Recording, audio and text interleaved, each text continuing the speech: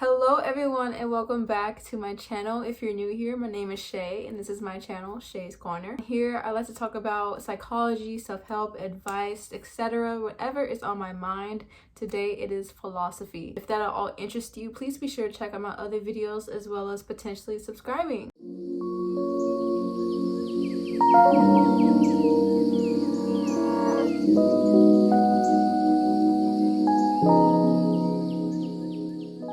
Now that's out the way. Hello, how are you, my lovely people? I'm aware that last week I did not upload and I apologize for that. I decided that it would be best for me to take a little break from trying to film and plan videos. A lot has been going on in my life. I will be giving you guys a brief life update before we get into the topic of this video. If you're not interested in that and you just want to watch the video, here's a timestamp. You can go ahead and skip ahead. Basically, I'm in college and classes have started back, and I severely underestimated how hard it would be to get back in the swing of going to class, doing work, doing YouTube.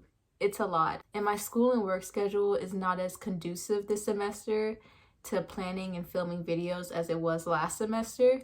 So trying to get things in, trying to plan things, film it, upload it has been a lot harder than before. Even though my goal on this channel is to be consistent and upload consistent quality content, some weeks it just doesn't work out that way. Sometimes I do have to prioritize things like my schoolwork and my job. So I'm really sorry about that. I'm also a huge procrastinator and that does not help my case at all. Hopefully as things settle down and I get kind of in my workflow, I can set up a more consistent schedule to upload. But until then, if my uploads are a little bit awkward or kind of all over the place, I'm really sorry. Please just bear with me. Like I said, brief life update. Nothing too dramatic, just the fact that I'm starting school again, which honestly is kind of dramatic. During my break, I really did miss sitting down and filming and putting together videos, so I'm really happy that I'm filming right now. At the time I'm filming this, there's 96 of you. I'm 4 away from 100 subscribers, and that literally blows my mind. I'm just so, not me about to cry, oh my gosh, I'm just so like grateful for anyone who clicks on my channel and just doesn't even watch a video but just literally acknowledges that my channel exists. I am literally so grateful for anyone who watches my video, likes my videos, or subscribes. There's only 96 of you and I know that's like relatively very tiny, but it's better than one. It's better than me just being subscribed to myself. So if you subscribe to me during this time, thank you so much. It makes my day. It seriously does. I'm gonna stop being emotional now. With that being said, we can go ahead and get into today's topic, which is mimetic desire. So I just recently found out that this was a thing, so I'm not claiming to know everything about it. Upon finding out about this, my entire perception of my life has changed. I feel like I have some type of revelation every video, but I'm serious this time. This is real deal. So I just thought I would share it with you guys and hopefully it will help you as much as it helped me. This video is going to be split into 3 parts. First, I'm going to talk about what exactly mimetic desire is. Second, I'm going to be talking about my experiences with mimetic desire. And third, I'm going to be talking about anti-mimetic living and if that is even possible. As always, I will leave timestamps down below. What is mimetic desire? I recently stumbled across this article titled How to Know What You Really Want by Luke Burgess. This article was on a website called Psyche and I will link it down below if you're interested in reading it. I highly recommend since a lot of the things I'm going to talk about in this video is heavily based off of it. So I'm not claiming in any way to be the originator of these thoughts. This is simply me coming at it from my unique perspective. In the article, the author talks about this concept called mimetic desire, which is the idea that all of our wants or desires do not originate from ourselves, but rather a series of social processes. So basically our wants mimic what we see other people wanting, hence the name mimetic desire. And when we're discussing desire, I want to be clear and say that I'm specifically talking about things that we would like to have, wants, like a new car, new shoes, etc., and not necessarily needs like food or shelter. Mimetic desire can be observed early on in our lives. For example, I have a little cousin and most of the time when he's hungry, he can't decide what to eat. He'll go to the pantry, he'll look in the refrigerator, but he still cannot make up his mind on what to eat. So he'll either ask me what he should eat or he'll see what I'm eating and then go and eat the same thing.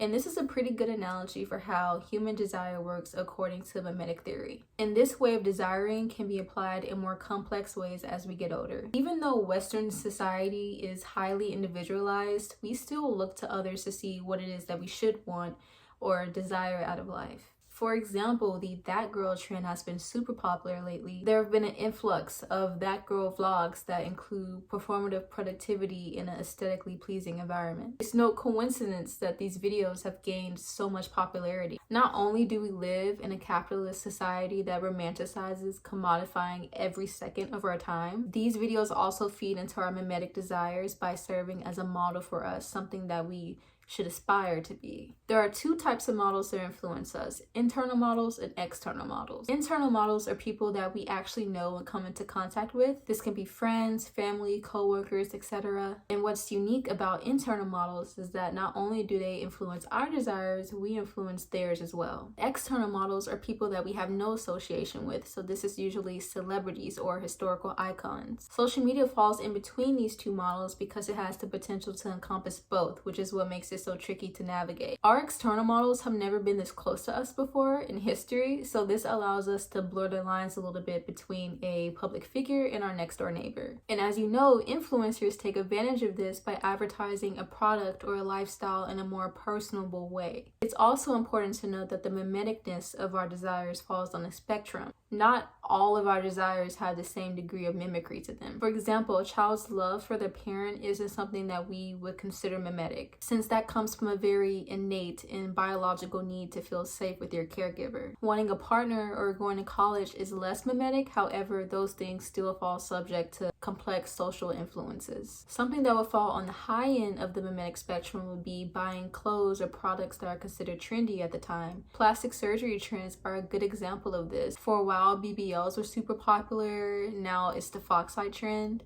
All of these things will be considered mimetic. We see other people want it, so we want it for ourselves. Now, mimetic desire is one of the three components of Rene Girard's mimetic theory. Rene Girard was a French historian and philosopher that believed humans ultimately did not know what they want, so they looked outside of themselves to see what they should want.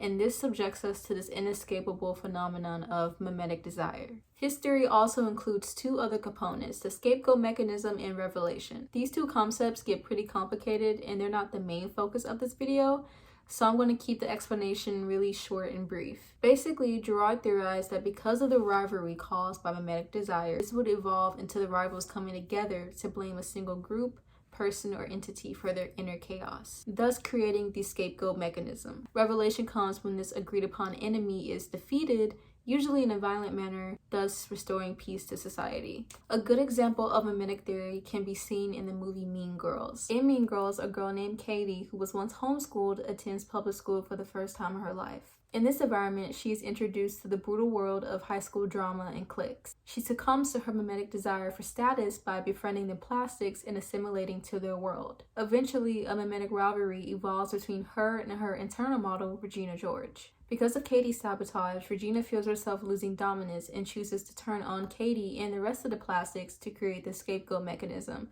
which causes chaos throughout the student body. Revelation occurs when Katie is accused of pushing Regina in front of a bus, and she redeems herself through a speech at their high school dance, thus restoring peace, allegedly. Now, this is a very brief and oversimplified explanation of the last two components of his theory. I would definitely recommend looking at it more in depth, especially if you're spiritually inclined in any way. However, in this video, I am specifically examining mimetic desire. As I've mentioned before, I am in college. However, I will be graduating soon, and by soon, I mean this December. So lately, I've been putting some serious consideration into what I want to do in my life, whether that's getting a job, going to grad school, taking a gap year, etc. These questions have been occupying a lot of my brain space lately, and I'm not saying that I've completely figured out what I want to do. However, looking at this problem through the lens of mimetic desire has helped me narrow down my path a lot. Also, it helped me make the distinction between what I truly want on the inside and what is just a byproduct of the influences around me. So I ended up taking notes on this article in my journal because I'm a bit of a nerd. Pro tip: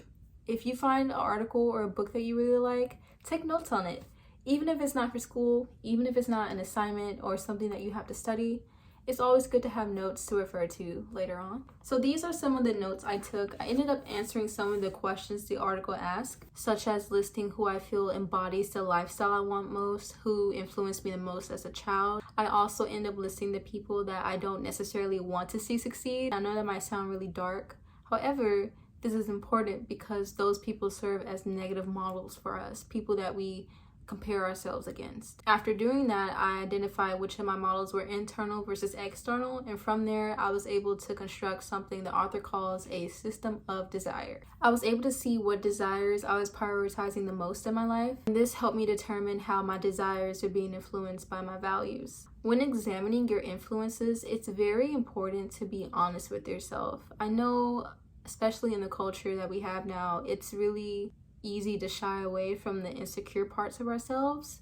However, I feel it's very important to bring all of that to light, just so we have a better understanding of who we are and what motivates us. We all get jealous, we all get envious, it's normal. I've definitely had my fair share of moments where I look at someone and I'm like, dang, I wish I had what they had. I believe these emotions only start to cause harm when we aren't aware of them and we start to become driven by them without knowing it. Being able to write everything out and map everything out in this way made me realize that a good chunk of my decision making, like 90% of it, was and still is being dictated by people's perception of me or how I think people will perceive me. My biggest influence, my greatest guiding force came down to people's opinion of me. I still care so much about what people think of me just as a whole.